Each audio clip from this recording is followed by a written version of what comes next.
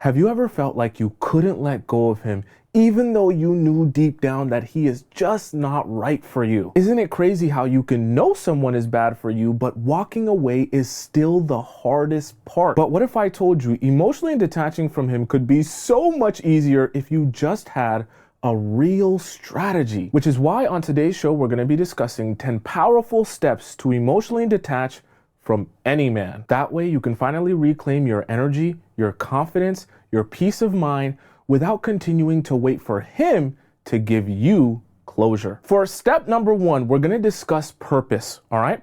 This is a really, really important step to getting to where we want to go, which is actually detaching. Now, the reason I drew a sailboat here is because I want you to think of purpose in this sense of the word for what we're discussing here as your anchor. Because you need to be able to go back when times get hard, when you get lonely, when you're in your room by yourself and it's quiet and you really feel like hitting him up, you really feel like messaging him, you really feel like sending him that DM or FaceTiming him. I want you to be reminded of this anchor, such an important part of this situation here, because this is what's going to help ground you and prevent you from going crazy, from crashing out, from relapsing and messaging him when you're trying to properly detach him. Okay, so that's why I drew a little bit of a sailboat. If it looks like a sail, hopefully it looks like a sailboat, and this is supposed to be your anchor. So why are we discussing anchors and why do you need purpose in this, right? So your purpose is essentially going to cover exactly why you're detaching from him in the first place. Now, for each and every one of you, it might be slightly different, right? Whether it be, I just realized that this relationship doesn't serve me anymore. I've went back and forth with him. Oh, he's cheated on me, or he's not taking this relationship serious. We're not progressing. Whatever your reason is, I want you in 4 or 5 sentences to go inside your phone, and I want you to write it out in your notes. You can title the note anchor. Okay. If you're on Google Pixel, do you guys have notes on Android? I don't even know. I don't use Android. The equivalent of notes on Android, you go in there as well for yourself, and then you write it out as well. The reason I want it to be on your phone is because I want it to be accessible to your person no matter where you go. Okay. So whether you're at the movies, whether you're in the hospital, wherever, whether you're club, I want you to have it on your person. 4 to 5 sentences that you're going to then be able to go back to and remind yourself, okay, this is exactly why I'm detaching from the guy in the first place. This is what transpired in our relationship. This is how it went down. This is how it made me feel. And this is how I came to the conclusion that the best way to serve myself now is to completely detach from that guy, okay? For step number 2, we're gonna discuss snipping. Now, I want you to be very clear here. I'm going to go through every possible scenario, landmine thing you could come across. We're going to cover everything in this show here. You're going to go through and you're going to go in your contacts and you're going to delete him as a contact, okay? So I don't want his number readily available to you to message. The reason for that is I don't want to give you an easy opportunity to relapse by having his number saved in your phone, and then you can easily just message him or text him when you feel lonely, right? What I'm attempting to do here in this section is I want to make there be as much friction as possible between you and reaching out to that guy. That way you're not even tempted. So we're going to cover some of these key areas, right? So we're going to start off, you're going to delete his number out of your phone, right? So no more contact information. Then the next step after that, you're going to take that number and then you're going to block that number specifically, okay? So that you don't have access to be able to just readily receive messages from that number as well. Then this is where it gets even more in depth. We're going through everything. You're going to go through your call log, and as far back as you can go, you're going to swipe delete on every single instance of you calling him, of you FaceTiming him that is in your phone memory, okay? I know this seems a little bit extreme, but I know, okay, I've been there, Chad, I've been there. When you have access to the number, sometimes you can even memorize the number, or at least memorize like the range of digits that if you were to go through it in a call log, you'd be able to recognize it and be like, okay, that's the number. And sometimes even having that information in the back of your mind, knowing that like, okay, yeah, I'm deleting the number, but secretly I know I could go through the call log and I could find the number. That's not good, okay? Because I don't want you having a safety net, right? So you're going to go through the call log. You're going to delete any instance of his number, okay? FaceTime's included. Now, next thing as well, You're going to go through your threads. So this can consist of things like, so for example, WhatsApp is not a social media, but WhatsApp can also contain his number. You need to go through that and you need to block him. You also need to delete every instance of, his number in the WhatsApp as well, so that there's no way for you to go and grab his number from anything. Okay. So we're going to clear out WhatsApp as well. We're also going to go through your photos, and any instance of, let's say you had his number as a screenshot, or let's say, you didn't save his number for a while, so there's a screenshot with his number at the top. Make sure you get rid of every instance of his number. By the time you finish with this step, the snipping step, okay, there's a lot of snipping we're going to do, but this snipping step, you should not be able to access his number in any capacity, even if you tried your hardest, okay? There should be no amount of detective work after you do this that you could do to get his number besides reaching out to him on Instagram or something and actually asking him for his number, okay? For step number 3, we're going to talk about your memories. Now, you're going to go through your camera roll, okay? Very serious. You're going to go through, I don't care how long it takes you, 1 hour, 2 hours, 3, I don't care how long. Every instance in your camera roll of a picture or a video that has him in it, whether it be with you or it's of him, every single instance, okay? I don't care how long it takes you. Like I said, if you have to swipe through, you swipe through, right? And figure out every single picture that's there, right? Now, once you gather up all the pictures, you can do one of two things. I will give you either option, okay? You can either delete all of them, which means you're gonna have to delete them out of your phone and then go to your recently deleted and then delete them permanently. Or if you're like, oh, Thompson, these photos, they're so important to me. Oh my God, I can't do it. I can't push delete. I just can't. Maybe I'll put them somewhere. What you do instead, if you're just too soft to be able to actually delete them, take all of those photos and videos, every instance that he is in the photo or video with you, and you're gonna dump them all on your computer, okay?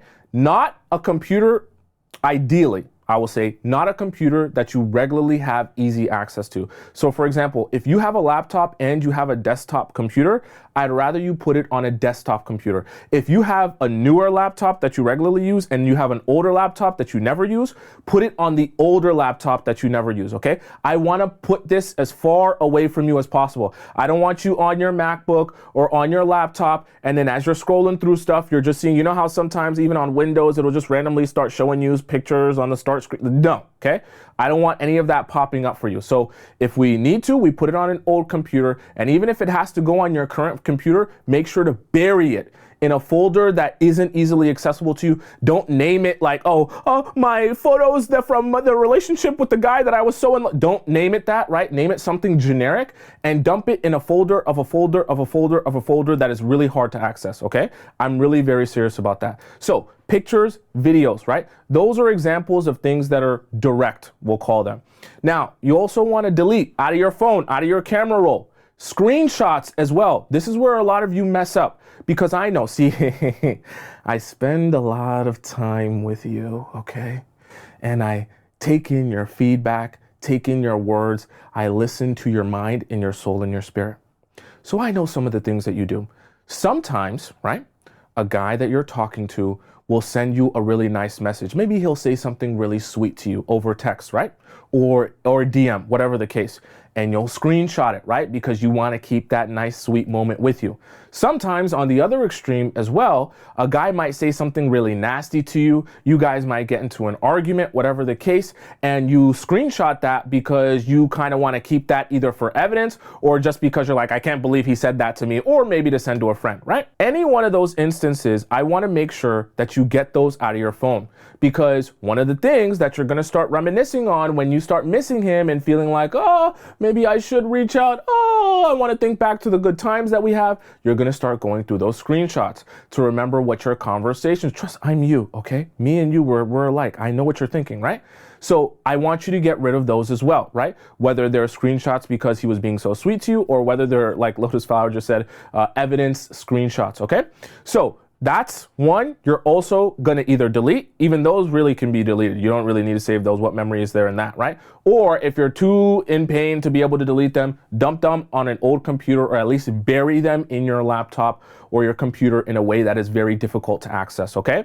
Now, the third one that I want you to take care of, I told you we're going through everything so you don't miss anything here, is indirect stuff. So when I say indirect, what I'm talking about is like, let's say he got you a gift. You took a photo of it, right? It's not him in the picture. It's not even you and him in the picture, but you know it's associated to him. Let's say he got you a promise ring. That could be an example of that, right? And you took pictures of the promise ring on your hand. When you look at the picture, you know the context of the picture, and your mind is gonna replay a memory of that moment with that picture or that video, okay? That is included in the things you're going to now pack up and you're gonna put them away now, or you're just gonna delete them out of your phone, okay? Because all of those things are reminders, right? Some of you might feel like, but that's super small, but he's not even in that picture. I promise you, when you look at it, you're gonna think of him. All of these things you're gonna group up and you're gonna either put them on your laptop or your old computer, and you're gonna bury them there so it's very difficult to find, okay? Step number 4, we're gonna deal with social media. Has to be dealt with appropriately. Now, if you guys have watched my show enough, you should know that I'm gonna tell you you're going to have to do one of two things, okay? The decision is yours, whichever one you feel is best, but be honest with yourself. You're either gonna block him on every platform, every single one, okay? Or you're going to both unfollow him, or whatever the equivalent of unfollowing is on that platform. Sometimes it's unfriend, sometimes it's remove as a friend, right? And you're also gonna remove him as a follower of yours, okay? You're gonna do one of those two. I don't wanna hear nothing in between, okay? No halfway. Can I remove him as a follower and then he's still, no, he's not gonna be still following you. The reason for this is because I know, I'm in your mind. Me and you were alike, okay? We share the same brain. I know that if he's still a follower of yours, you're gonna start becoming obsessed with seeing if he's watching your story. You're gonna start becoming obsessed with seeing if he's gonna like your pictures, right? And you're not gonna be able to properly detach if you're constantly checking up to see if he's checking up on you. We're putting ourselves in a weird loop here, okay? So you're gonna clear things out by either blocking him, so it's completely out of sight, out of mind, or you're gonna remove him as a follower as well, so it's for the most part out of sight, out of mind. Now, what I will say to that, for those of you who are thinking, okay, yeah, it'll be perfect for me, I'll just remove him as a follower and I'll unfollow him as well, right? For those of you who are thinking that, if you know you have a story watching problem, meaning that if you were to remove him as a follower, you're still gonna be looking to see if he's watching your story. If you know you have that tick in your mind, just block him. Or if you're gonna do the unfollow and remove him as a follower, make sure you're private so that he can't be looking at any of your stuff, okay? That could work as well. Now, we're also, as it relates to social media, gonna have to clear out every remnants that you could return to as a memory, because memories also exist on social media, okay? So, conversation, you're gonna have to go through, I'm so serious about this, every single platform where you guys have had conversation, and you're gonna make sure to delete every message thread, okay?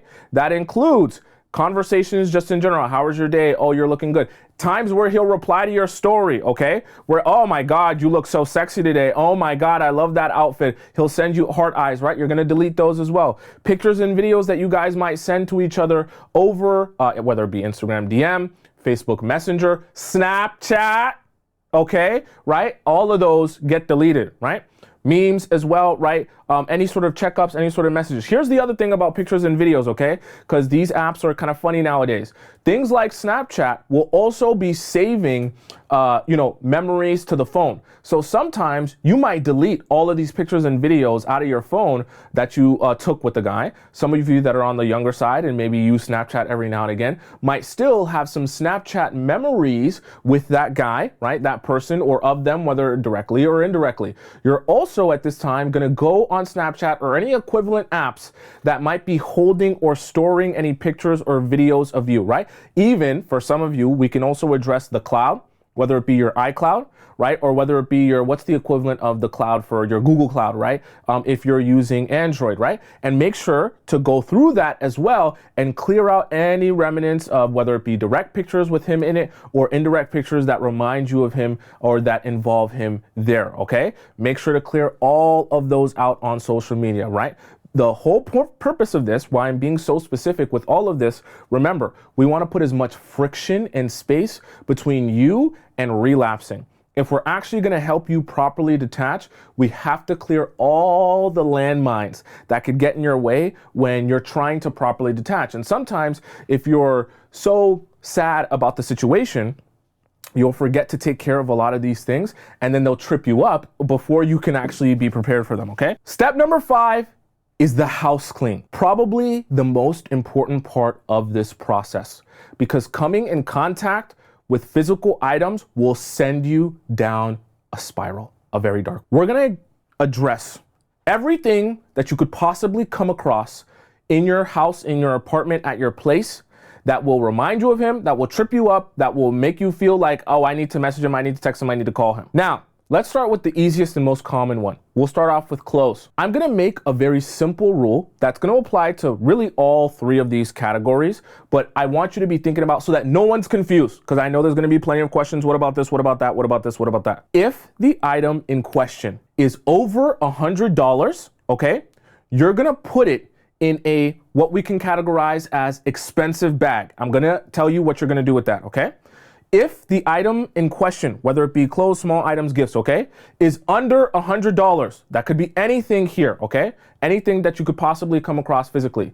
That is going to go in the disposable bag, okay? It's gonna be a trash bag, a black trash bag, right? Now, you're gonna take in all of those items, and I'm gonna tell you exactly what you're gonna do with that, right? So let's start off with the clothes, right? Any clothing item, whether it was gifted to you by him, okay? Or it's a clothing item that he left at your place, right? And let's say basketball shorts, a t-shirt, something like that, right? A hat, anything under $100, meaning the single item is under $100, that's gonna go in the disposable trash bag. That trash bag is clothes and items that you're just gonna get rid of them, okay? And I'm gonna explain to you how this is gonna work. You're gonna take that disposable trash bag to a public trash can. So if you have an elementary school buy or like a public school buy that you can throw this trash at, or like some sort of public dumpster that you can throw this trash in, or just your trash heap. If you live in an apartment building, you have your trash heap there, at least you can't access it, okay? Something public that you will not be able to access. The reason I say that, I don't want you keeping this in your trash bin and then you think back to it and you're like, no, I want to take that, I want to save that, I want to do this with that, I want to do this with, no. I want this to be somewhere where by the time you throw it away, it's gone. When you make the decision, it's gone forever. So you're not going to be conflicted about what to do with it, okay? That's for the disposable bag. Now, as it relates to clothes, items, and gifts that are over $100, this is where I know some of you will become confused. You'll start saying, but no, but this, but I want to save that, but what if he needs it? What if this, what if that, what if, okay. I'm going to tell you exactly what to do so there's no confusion, okay? If any clothing item, any small item, or any gift that either belongs to him, was gifted to you like it's something for you, right? Or is just of his, right? Any one of those that is over $100, you put it in this expensive bag, like not an expensive bag, but I mean the bag in your mind is gonna be labeled expensive items, right? And this bag is gonna go, listen very carefully, this bag is gonna go in a place in your house or apartment that you do not interact with on a daily basis. That means when you have to go to work, when you're having fun with friends, when you're doing your laundry, when you're on the computer, when you're laying down, right? There's places in your house that you use regularly. There's cupboards that you open regularly. There's, bins that you open regularly, things that you're always interacting with. There will always be a place at your place that you're not interacting with as much. There might be a small closet that you really don't interact with. There might be a small space, in the living room that you never interact with. There might be a specific cupboard that you never interact with. Figure out what that is, that place in your place is, and then put those items in that trash bag in that place that you basically never interact with. Why? Because this way, you'll rarely come across that bag in your everyday life in a way that will trigger you. This is why I don't want you to do what is probably going to be most natural to a lot of you when you're trying to house clean, is you take these items, you put it in like a shoe box or something like that, or you put it in like a small baggie or a couple of baggies, and then you put that stuff in like a drawer that you always access, right? Or you put it in like your underwear drawer or something like that, something that you're interacting with on a daily basis. The problem with that is as you open that drawer, even though you might not necessarily see the items might be in a smaller box, you look at that box and then you remember all of those items. And what's likely to happen is when you start missing the guy, when you start feeling lonely, that box is going to be a reminder of everything that's in there. And you're going to want to peep in that box to look back on all the memories and things that you have of his still. Right? So this is a problem, right? You don't want to be continuously accessing or interacting with items of the guy or with the guy that you are trying to actively detach from, okay? So our goal here is to get you detached from the situation so you can start moving forward, right? And get over this. We need that to be the main priority. Put those expensive items in that bag where you're not really going to see them or interact with them. Then as we've worked you through your feelings after a couple of months, right? And it's not still so fresh. You're not feeling like you're about to call him or message him every day. Now you can start thinking about, okay, now I'm going to take that ring. Now I'm going to take that whatever it is, and I'm going to sell it and get some money for it, or whatever the case may be. Okay, right? Step number 6 here, which we're going to talk about music and movies, because this is something that gets neglected, but then ends up being a landmine down the line. And then you're like, oh, I don't know what to do. I want to call him. I want to message him. I want to text him. I want to cuddle him. Any playlists, musical playlist that you share with him, or that you made with him, or that you made for the purpose of, let's say, sleeping with him, right? Sex playlist, delete them. I know it sucks. I know that the songs are so good and they're so amazing and you love listening to them on a regular, delete the playlist. The playlist is another thing. You'll see it. The whole playlist will represent him. All the songs will like bring you back to the moments you guys were sharing. Especially if you were one of those people where you and the guy were listening to specific songs, like a sex playlist, while you guys would have sex regularly. Think about how much of an association that music will have in your brain to like him inserting himself inside of you in the most intimate, vulnerable times of your relationship. Get rid of that playlist. Get rid of those songs, okay? Now, I'm not saying if you hear the song in the store or something at Zara that you got to run out of the store, but what we don't want, right? We don't want that music easily accessible to you that you're going to say, oh, I'm just going to replay 30 times my favorite song with him and just stare at the ceiling and just think about how much I miss him and how much we're not getting where we want to get here, okay? So once again, we need to put friction between you and these landmines that will begin to trigger you, okay? So no playlist. You're going to delete them all out of your phone. You're also going to delete, like, think of the top 10 songs that really remind you of that guy, whether it be directly because, you know, you guys listened to it together and you guys loved it together. It's like your song, or it was an our song type of song, or songs that maybe he put you onto, right? And because he put you onto that song, like you discovered it from him, it always reminds you of him, or just songs in general that when you listen to it, the lyrics feel so specific to you and your relationship with him that it's like, it feels like it's your song about him, right? Those type of songs, all of those, just delete them out of your library. At least for right now, we need you to be in a sane place.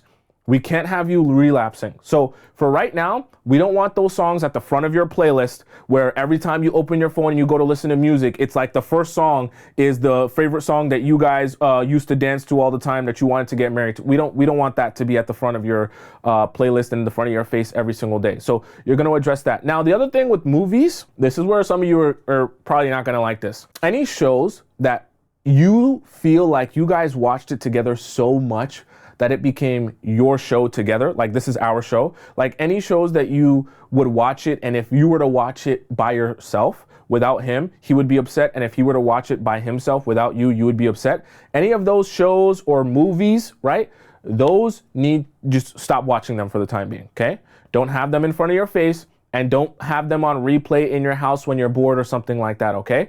For the time, even if it's your favorite TV show, even if it's your favorite series, for now, we need to help you work through your feelings and work through your emotions. We don't want you relapsing. We don't need to put you in a place that you're more emotionally triggered because you're sitting there and you're watching like Grey's Anatomy or something and you're like, oh my God, I used to love watching Grey's Anatomy with them. So we can't have you doing that. So for step number 7, we're going to discuss friends.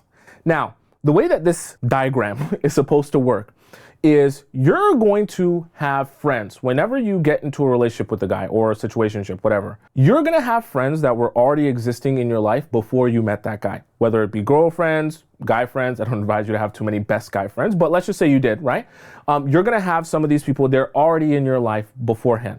These are what we can classify as your people, right? And your man is going to have his own version of that as well. People that he knew and messed with and hung out with since before he ever met you, okay? Now, here's the part that gets very tricky.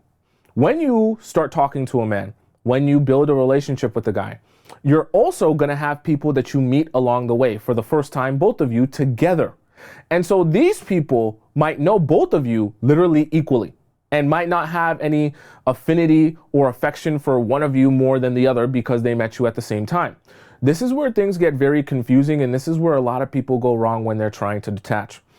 You're going to have to do something, while very painful and unfortunate, has to happen if you're going to be serious about detaching from a man for real, for real. You're going to have a conversation with these people, these mutual people, these mutual friends, we can describe them as. And you're going to have to gauge, where do these people stand now that the relationship is over? The reason you're going to have to gauge this is because you're going to have to make it clear, I'm not interested at this point in my life in pulling up if my old guy, okay, my ex, however you want to describe him, is going to be there. And this has to be clearly communicated to these mutual friends so they understand, look, you're either going to have to invite me and not him, or if you want to invite him, you can't invite me, or I'm not coming. And there has to be a clear understanding of that, because what I don't want is I don't want you hanging out with these mutual friends. And then every time you hang out with these mutual friends, because they are also his friend, he now is a part of every hangout, every function, every party. And then the guy that you're trying to detach from, you're seeing basically every weekend because you're hanging out with all these mutual friends and they're always inviting your guy. Now we just go back to square one. All the work that you were doing before to clean your house and clear the social media just goes out the window when he's there constantly. And of course, you know, come on, you're smart. You know, when that guy sees you in person and he knows you're trying to detach or trying to pull away, he's going to press the issue and he's not going to leave you alone until he gets you to acknowledge him. And it's just going to be a wild, wild mess. Okay. So what you must do at this time, you need to see, okay, maybe Stacy, she's rocking with me. All right. She don't have a problem hanging out with me and not including him. Maybe James over here, he's rocking with my ex. And, it's going to be an issue if, I want to be around and he's not around. Right. And you just got to kind of pick over here one by one, all these different mutual friends. You got to kind of get a feel out. What are they on? All right. Who you rocking with? You got to pick a side. Not that they have to pick a side in the sense where they have to say, oh, I'm never going to talk to this guy ever again. I'm never going to hang out with him. But just as an understanding of like, okay, I really don't want to be around him.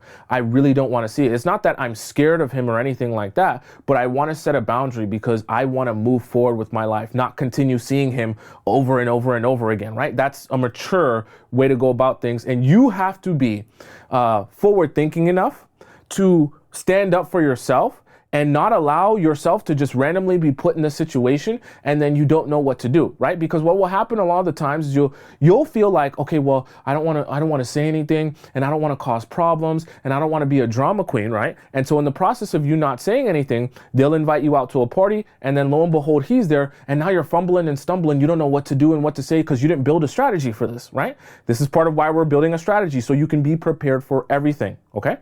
So you're going to have to figure out which one of these mutual friends is arranging where. What also I would advise you to do during this time while you're figuring out where these mutual friends land is put more of an emphasis and focus on spending time with your people. Because what should be happening is when you guys have your breakup, you guys were to have his people or his people back again, and your people or your people back again. Sometimes, I'm going to warn you that this does happen. Sometimes some exes, right, they will try and infiltrate this circle right here, okay? I know it's probably happened to some of you before, whether it be girls and guys or all girls, whatever it is. They'll try and include themselves in here. Why? Because they know if you're trying to detach from him and you're really serious about that, they know you're not going to pull up on them. They'll never see you. But if they infiltrate themselves here, they know the likelihood of seeing you or coming across you is way higher. So they'll try and make friends with your friends, your people, knowing that it's indirectly going to put them in your path. All right. So be aware of that. You're also going to have a conversation. If you start noticing that, or you start getting that feeling like he's trying to make friends with your inner circle, right? The circle that was your inner circle before you even met him, to try and get closer to you, you're going to have a very clear and honest conversation with these people and say, look, we can't be doing this. I don't want to see him. I don't want to hang out with him. I don't want him to be around. I know he might seem like he's really cool to you. I know he might seem like he has no issues to you, but I don't want to be around him, especially when I'm hanging out with you guys. Right? And this is another one of those places you're going to have to stand up for yourself, because you don't want to be in a landmine and you don't want to be blindsided when you pull up to one of your girlfriend's parties. Imagine this, because I know this happens to some of you. You pull up to one of your best girlfriend's birthday parties, and when you pull up, he's there. And you're like, what? You're so shocked. And you're just in a paralyzed position because you didn't even anticipate this, that you don't even know what to do now, right? And you don't know what to say now, and you don't know how to even go about your night now, right? So these are conversations that you're going to have for step number 8. We're going to discuss the toxic cycle. If you are ending a relationship with a guy, situationship, however you want to describe it, and you're trying to actually work through your feelings to move forward with your life, you need to help yourself, not self-sabotage yourself. One of the easiest ways to self-sabotage yourself is to be overly intensely emotional because you're in a heightened emotional state. What is an example of a heightened emotional state? Is when you go out to the club and you're super drunk with your girls, right? And your girls are out, they're dancing with guys, and let's say, none of the guys there are your type, none of them are your vibe, but they're seeming to enjoy themselves. And now you feel you're already off the Casamigos. You're already off the hen dog. And it's just doing something to you because now you're reminiscing on how you and that guy used to dance and how you guys used to have a great connection and how you're not connecting with any of these guys right here. And it's so disappointing. And see, this is the problem, right? If you have an issue when it comes to going out and getting drunk, or for some of you, it might be getting high, taking whatever you take when you go out and you want to party and have a good time, and it puts you in this heightened emotional state, that is the exact moment you're going to start making a lot of mistakes. That is the exact moment. What are you going to do? Now it's 1:30, 2 a.m. at the club. What are you going to do? You're going to pull out your phone. You're going to be wobbling. You're going to be like, oh, I want to text them so bad. You're going to say to your friends, oh my gosh, I want to text him so bad. They're going to say, no, don't text him. And then you're going to go to the bathroom by yourself, right? And then when you're on your own, you're going to say, please, I miss you so much. I just want to speak to you. I can't do this. Horrible. And then we go all the way back to square one.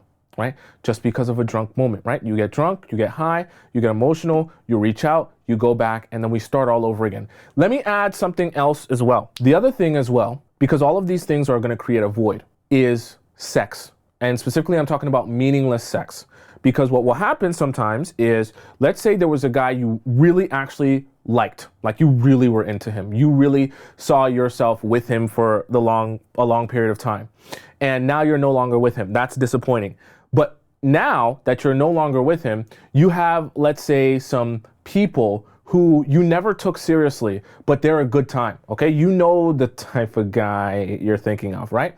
There's guys in your life, for some of you, for a lot of you, that you might have that at one point or another you messed with. He's got good D game. He's funny, he's a good time. You'd never take him seriously, not a chance. He's a player, he's out there, he's not trying to wife up no girl. So you're never actually going to be invested in a real relationship with him, but he's fun enough that you could spin the block on him anytime, go back to him anytime, and he's always open arms to being able to have a good time. I'm not talking about your guy, I'm talking about like a side guy that you're not really focused on, right? But these good time guys are usually the guys you'll spin the block on when you're trying to work yourself over the guy that you really care about. But this is a problem. When you start doing this over and over again, it doesn't leave you any more fulfilled. It just leaves you more and more with the void. Because even though you might go out and you might get drunk and high with the side guy, right? You might get drunk and high with the fun guy, the guy that's just like a good time, right? And you might also be sleeping with him. Yeah, it feels good in the moment, but then you start to feel more and more of that void, right? And every time you guys sleep together and then you think back to yourself, yeah, that was cool, but we really aren't building anything. Yeah, that was cool, but you're not like my guy, right? And you're just reminded over and over again, wow, I really miss him. Wow, it's not the same. Wow, when you kiss me, when you touch me, it doesn't feel the same as when he was kissing me and when he was touching me, right? All of that is gonna heighten your emotional state and make the feelings even more intense, right? Which is gonna lead you to being more likely to reach out to him, which is gonna lead you to being more likely to go back to him. All of these things are very, very bad. Avoid this toxic cycle at all costs, okay? I'm not saying don't have fun and don't enjoy yourself, okay? I'm not saying if you feel like blowing off some steam by going to the club and shaking your ass to Sexy Red that you can't do that. I'm not saying don't go out and wear a nice tight dress and feel sexy again, feel good about it. I'm not saying don't do that.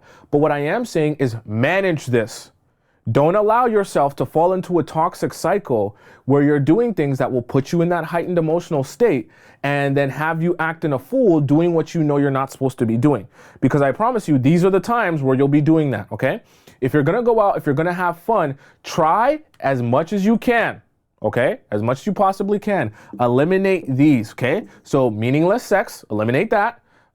Try not to overdo the drinking and try not to overdo the whatever it is you like to do, whether you like to smoke, whether you like to take party drugs, whatever you like to do, okay? Just simply because you'll put yourself in this cycle, I promise you, and then everything will be ruined. For step number 9, we wanna give you like 3 months.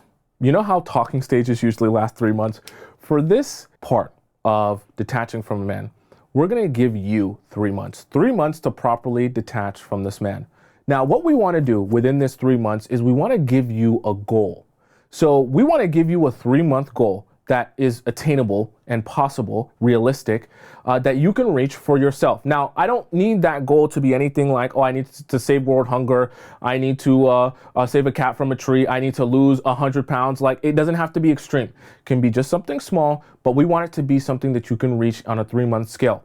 And then once you have that 3-month goal, we want to break that down into daily, smaller goals that you can reach, leading towards that 3-month goal, weekly smaller goals that you can reach, leading towards that 3-month goal, and then monthly smaller goals that you can reach, leading towards that overall goal. What does this have to do with detaching from a man?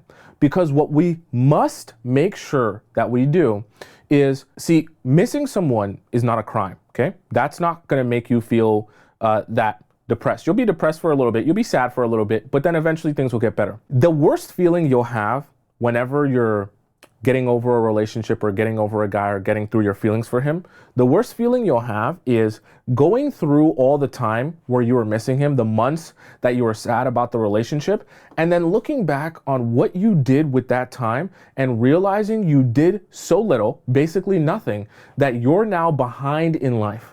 Right? Or you're now in a worse position in your own personal life because you sat around doing nothing but being sad the entire time. What also this does is this allows you to have something to focus your time, energy, and mind on a daily basis, right? That you're reaching toward, that you're pushing towards. The reason this is so important is energy goes and energy flows. So if you don't have energy flowing in some sort of direction, it's going to leak into the places that aren't as productive for you, which is just sitting around being toxic or, doing things that you're not supposed to be doing, trying to fill the void with people that are meaningless to you, sex, drugs, alcohol, right? Energy is going to go somewhere. So we want to be the ones in control of your energy and channel it in the right places, in a place where even though you're sad for these 3 months, at least by the time you accomplish all of these daily, weekly, and monthly goals, you'll get to the end of the 3 months and you'll be like, I actually don't feel as horrible as I used to feel. And I'm better in this particular area, whatever it is that you've been working on for those 3 months. For example, you could say, okay, I want to have way better skin. by the end of these 3 months, okay? Because since I've been stressed out with this guy, I had pimples all over my face. I haven't been washing my face. I've been going to sleep crying sometimes. I've been going to sleep at his place with my makeup on, and my face is just not looking how it's supposed to look. I'm gonna dedicate these 3 months to taking care of my skin, taking care of my hair again, looking healthy and nice and beautiful, and actually, caring for myself now. Now I'm gonna have some daily goals of how I'm gonna do this, how I'm gonna wash my face, how I'm gonna do my makeup, whatever I'm gonna implement. I'm gonna start doing chemical peel, whatever you wanna do, okay, right? Your weekly goals and your monthly goals, so that by the time you get to the end of the 3 months, you're like, oh, my skin looks a lot better. I look so much less bloated. I look so much better, whatever, right? Whatever it is that you want to do and you want to accomplish. I promise you, when you can add this and accomplish this at that 3 month mark, even at that 2 month and 1 month mark, you'll start to feel better about yourself, because you'll also feel internally like, oh, like, I'm not having this guy in my life, but my life's actually kind of better, right? And it's also good for you to recognize that, like, hey, he's not here in my life anymore, but my life isn't garbage, right? My life's actually good. My life's actually fun. I look in the mirror, I actually look better than I did when I was with him. There also is a very important psychological effect to all of that. For step number 10, you're gonna have to leave your room. Now, I know you might be laughing at this, like, this is such a stupid, silly point, such an unprofessional way of going about this. I don't think that really matters. Let me explain to you why this is important. You can be sad. I don't want you or expect you to not have feelings, not feel things, not feel like, hey, I miss the guy, right? I don't need you to be a robot.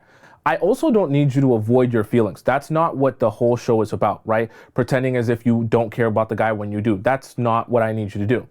I actually expect you to be sad and expect you to feel things. Here's the difference though. If you're sad and you stay in your room and you just look at the same 4 walls, right, for hours on end, and you do nothing, and you stay in bed, and you just continue listening to the same music that reminds you of him, watching all the TV shows, scrolling through all the pictures on your phone, I promise you, you will be so much more miserable, 100%. And the sadness that is sad will feel 100 times more intense unnecessarily though. Do you get what I'm saying? Because you can be sad, but doing things that will make that sadness even more painful and more unbearable is just torture for no reason. And it doesn't need to be like that. The best thing for you to do is, while you're sad, step outside of your house. Sometimes, and I know this is going to sound really weird, really hippie and spiritual, when you're in your house or your apartment, right? Even just being in there for too long, you're smelling the inside air of your apartment. I'm telling you, there's something to it. And it's just everything is just like the same, and you're looking around, and just like, it will drive you crazy sometimes. And it'll make that feeling of like, oh, I'm just trapped, I'm lonely, I don't know what to do. It'll make it feel like it's the end of the world. I promise you, this happens to me all the time. You can feel sadness, and then you literally walk outside, and you're like, huh, I'm not that sad anymore. Like when you see sunshine, it's like something just happens to your brain and the way that we function as human beings. You're like, yeah, I'm still sad, but it's really not that serious. It's not that overwhelming of a feeling anymore. And for some of you, this is where you just have to get creative with whatever it is that you're into, right? It might be going for a walk, right? It doesn't have to be go outside and shake my ass to Sexy Red in the club, right? It can just be, I want to go outside and go for a walk today, whether it be the morning, the afternoon, the evening, the nighttime. If your area is dangerous, you might say, I want to go for a drive, right? Morning, afternoon, or nighttime. Or whether it be, you like to go for bike rides, and then you just go for a bike ride with no destination. You just bike around until you're tired, and then you come back. I promise you, be sad, and get some sun. It will feel a lot better than being sad and staying inside. I promise you, being sad and staying inside is going to make you feel horrible.